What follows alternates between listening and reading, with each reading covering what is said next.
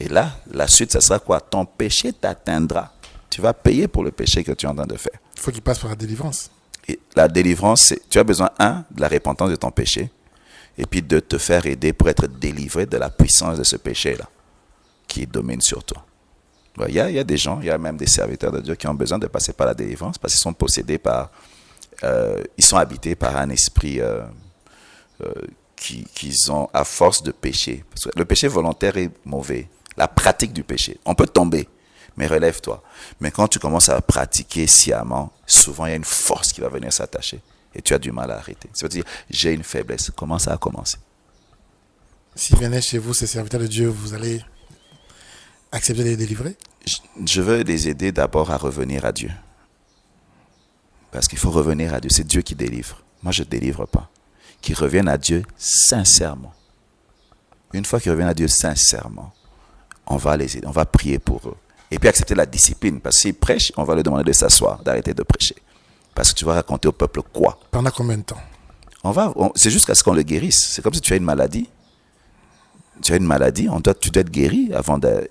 Le ministère est dangereux quand tu n'as pas la cuirasse de la justice. Des balles, tu vas les recevoir. Alors, il faut qu'on restaure cette cuirasse-là dans leur vie. Une fois que c'est restauré, ils peuvent se relancer encore dans le ministère parce que notre Dieu, c'est un Dieu de restauration. Mais il faut accepter le temps de s'humilier devant Dieu, de se soumettre. Et puis après qu'on est restauré, on se relève, on continue. Même les militaires, quand ils vont au front, si tu es blessé, on va te ramener pour te soigner. Et quand tu es réhabilité, on te ramène au front. Mais pourquoi tu vas te balader avec des blessures, on rate ton sang partout sur le front?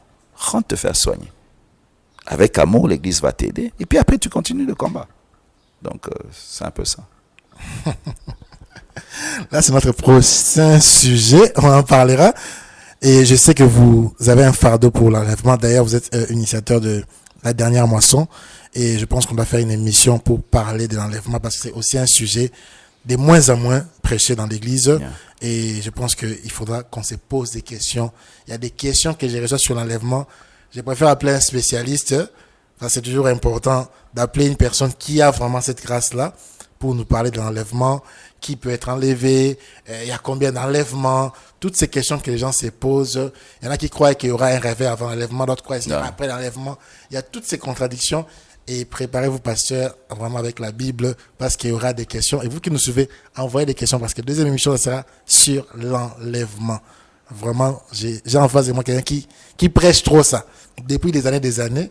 Et comme il est biblique, on va rester dans la Bible. Merci beaucoup, pasteur Luson.